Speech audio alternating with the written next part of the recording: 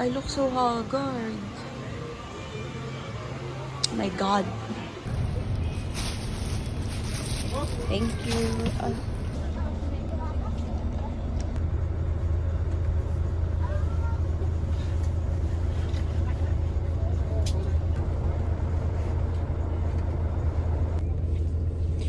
Guys, natulog lang naman ako ng biyahe. Oh my God. Sabana.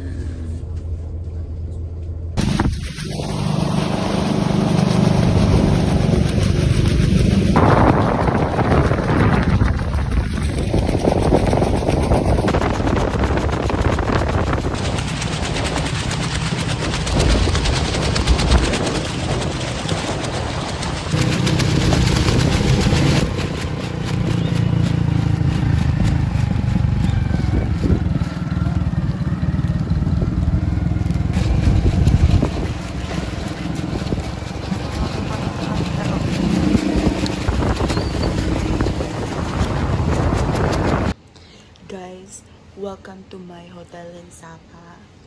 Hostel, homestay, however you call it. So, when you enter the door, there's a mirror here. And then, there's a rack here.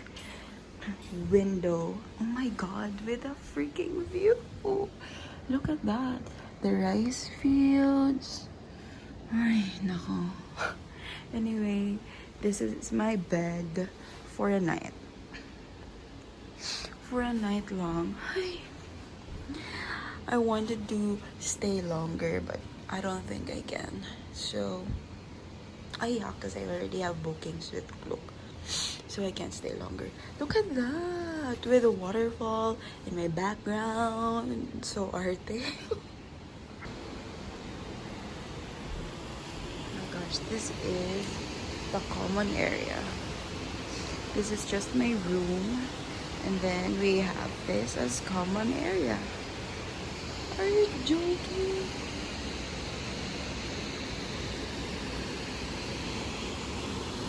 It's actually not a waterfall, but it passes. I think it's just parang drainage lang siya na bumababa galing sa taas.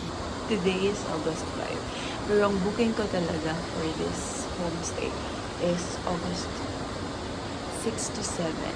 And I'm so glad they allowed me early check-in. Very early kasi 6 a.m. pa lang. So, I also booked with them motorbike taxi. And hindi ko naman in-expect na umuulan sa mga dinadaanan namin. And, parang kanina, ang hirap pa. Kasi hindi naman sila pwedeng sumigaw sa bus station na, Camille for that. So, ano nangyari? Nilapitan ko pa si Kuya. Kapag solo traveler, instinct talaga yung best friend mo. So, nilapitan ko si Kuya. Sabi ko, pick up. Using Google Translate, my God. Pick up for the Echo House that I'll be staying. So, buti naman, tama yung instinct ko. I'm so glad. Pero siya lang kasi yung nag-wonder ng eyes na nasan yung pick upin ko. But anyway, we arrived safely. Para siyang Ifugao. Kasi, because of the rice fields. But yeah, mas mahal dito yung trekking tour. But, I don't know if I could explore a bit myself. But I'm not gonna do that. I'm just gonna do the trekking tour. Mag-chill muna ako, hihiga and stuff. Before, I don't know. Hanap muna ako ng pagkain. Hanap ako ng breakfast kasi hindi ako nakakain. You know what? I slept like a baby sa bus talaga. All the way to Sapa. I was asleep. From 9, sabi mo 9 or 9:30. Gumising lang ako ng konti sa stopover to pee. And 9 to 5:30, I was out.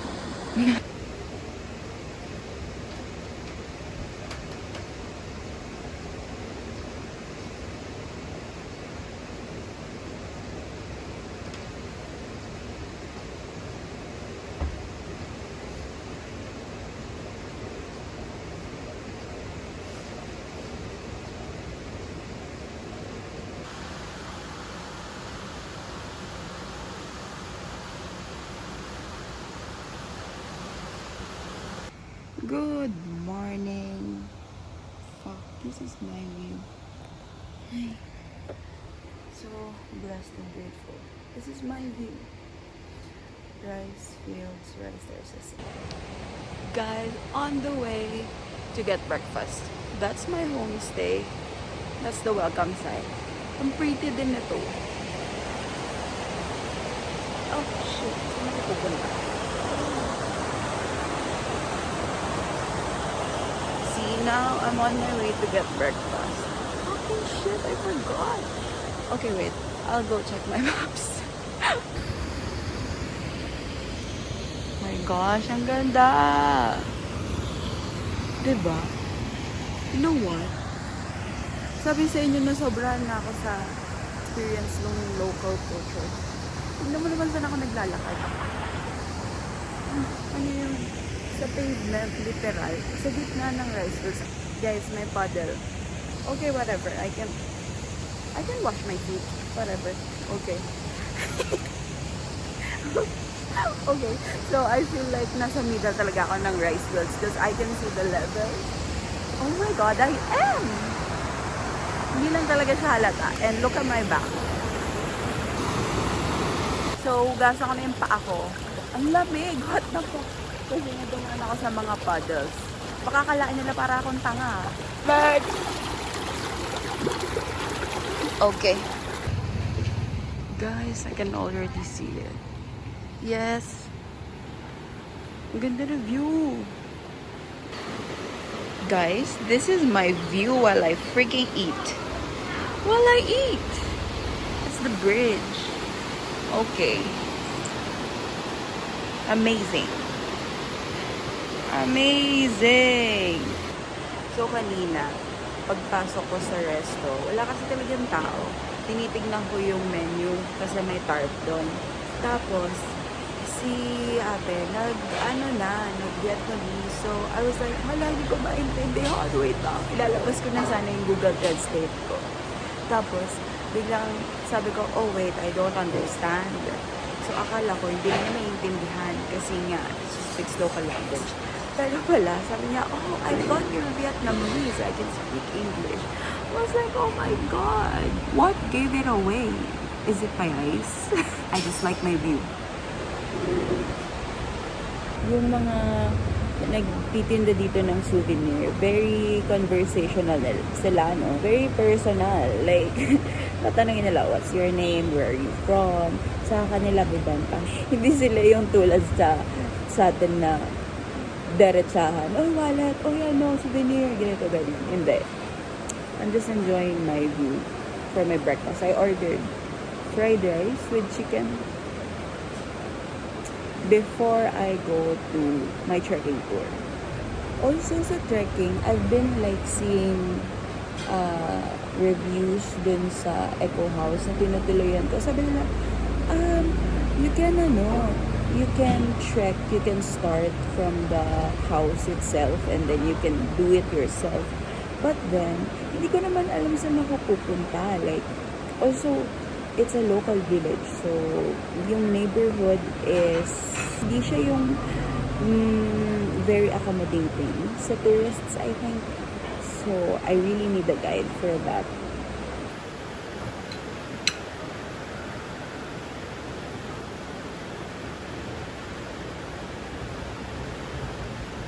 This one, it's the rice. Okay. A lot of people say with me, I'm house, I will not have a lot more to buy. The people here, indigo plant.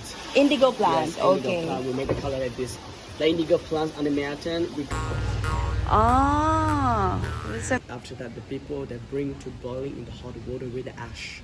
It's not for selling, right? Yeah. Okay. Yeah, that's one they make. Even the people here, they also do that. Oh wow, it's easier here. I need space here. Yes. That's heavy. The people still living here, the real house. Oh, okay. Original, the Hmong house, they are designed for 3 rooms for 1 house. For heater. You see, that's one the hem. After they make for hem fiber. we're Okay. Like this one, you see. And that's what they used to weave the fabric. Yes, Oh, they make a lot okay. of.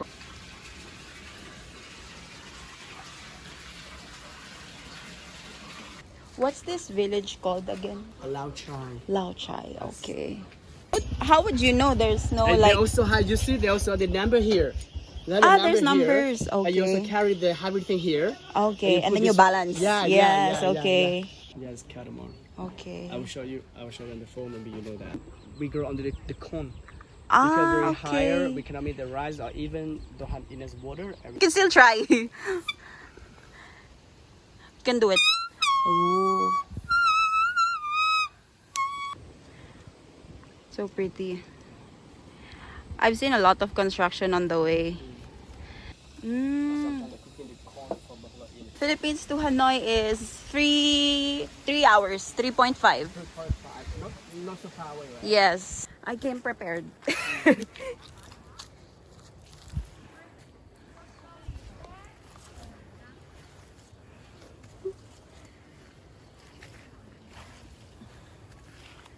We can enjoy the view from each other. Oh wow. That's nice. Yeah. For Karawasa Related Pass. I do have the right landmark though.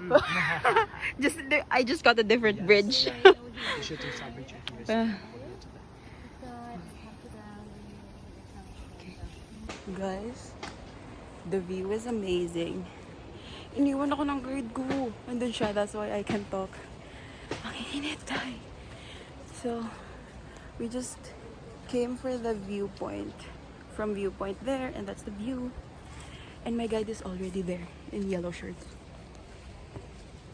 Tom, why did you leave me? I'm okay. Oh, I hope he didn't hear that. Bye. Look at that view. Breed, same kinds of fish. They'll grow the same kind of Some, fish. the salmon fish and sturgeon fish. Oh. Yawa dyan. Oh God, ang taas nito. Kita nyo yan? Yawa. Wait.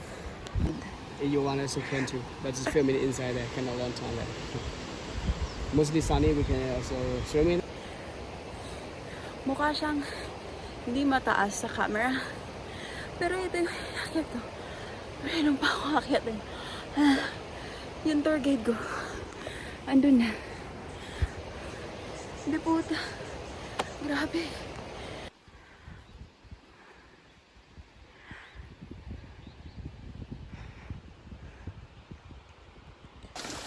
What do they do with it? After that, we bring for put it on the small bottle for decoration. Pagka-parehas lang naman siyang terraces. Pero ang scenic bawat step. And ito yung dadaanan ko. Naiwan na naman ako ng guide ko. Sabi niya siguro, picture kasi lang, picture. Charot. Anyway. Oh, so fish pond. Sturgeon fish. It's called sturgeon fish, guys. Let's taste the fish.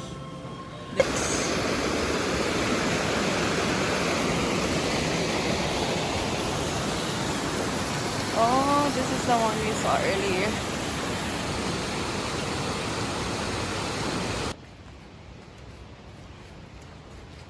I get scared of cats. You see also the smaller. What do you call this? Bamboo forest or? Yeah, because they know we forest. Oh. Wow. And it's natural. So it's good.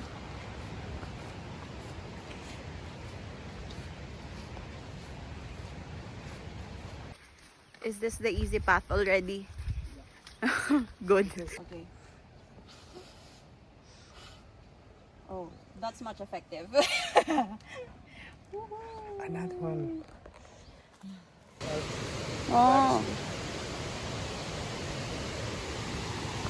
Kids are on a vacation, guys.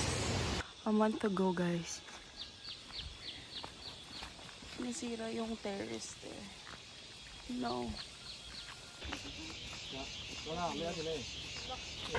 Guys, sa akin lang daw to. Tignan mo naman. Serving spoon yung nasa kanin. But with that view.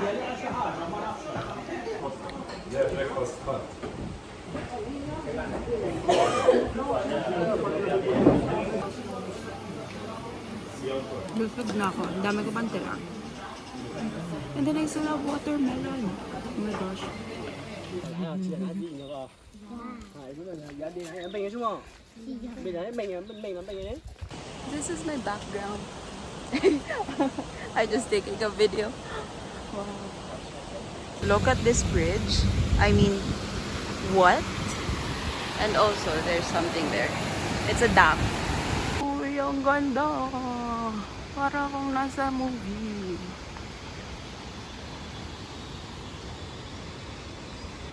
Ai xài cái lòng chưa? Nhớ chuyện này nhá, ta chưa đâu. What?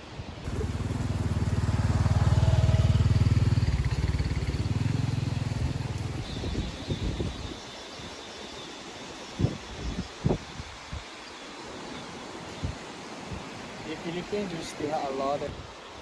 Grabe, mas clear ngayon dito kasi walang nakaharang na trees or lines or anything. So beautiful. So that is my homestay. I told you I was walking a while ago, literally in the middle of the rice fields. Oh my god, it's so pretty. Hi guys. So, kararating ko lang and grabe yung pagod. Like, yung paa ko sobrang sakit. But then it's fine. It's alright. I live. Grabe, sobrang ganda ng views. Like, through the rice terraces. Tapos sabi niya, nag-ano lang daw kami. Like, ang trekking na yun is valley lang. My God. Valley yun. Grabe. Sobrang sakit ng paa ko. Tinignan ko, parang ang nilakad namin, ang tinrek namin is 12 kilometers. So, parang almost 20k steps din yun. So, naikot namin yung buong village. So, nagulat ako, ang laki nung village. Like, so, hindi pa yun buo kasi nung pabalik kami, we took the shorter route. So, there's a longer route. Nagulat ako kasi yung schools daw pala sa Vietnam, may kinakausap siyang mga kids kanina. Mondays through Fridays, nagstay sila doon, like may dorm. So, that's for primary school. And then, ang free lang dito, ang may public school lang dito is kindergarten to primary school. And then, the secondary to college is with FINA. So, those atin, pero may mababa pa rin naman like state colleges. But still, grabe. Tapos, yung mga roads na pag-usapan namin kanina, syempre before, walang roads. Tapos, sinanong ko siya, like, oh, that's good of the government to do. Tapos sabi niya, hindi raw yun ginawa nila. Like, ang ginawa lang ng government nila is they gave the materials and then they let the locals do the work. Tapos, ang daming buhay na buhay dito yung mga ethnicity pa nila. Like, diverse talaga. Parang dito lang itself, 6 sa Sapa. Tapos meron kaming nakita. They call it Red Zao, I think. Tapos, naglalagay sila ng red na scarf. Parang siyang scarf. Maybe they call it different. So, nakaganyan sa kanila. Tapos, that means they are wedded. So, if their husband dies or they separate, then they remove it. And also, when they are wedded, they shave their brows. So, kanina, sabi niya sa akin, nakita mo? Kinakausap niya kasi. Siya kasi, Hmong. So, they have like different cultures that they practice. So, nagulat siya sa sinishave. So, tinignan ko, wala nga. Pero, may naka-eyebrow tattoo naman sila. So, sabi ko, parang normal yun sa Pilipinas. Charot. Ayan. Tapos, na-amaze ako dito sa hydropower nila. Powered by hydropower. And yung facility nila, nandun sa baba lang. Kaya, very maganda siguro yung production ng power nila kapag sobrang lakas ng current tulad ngayon.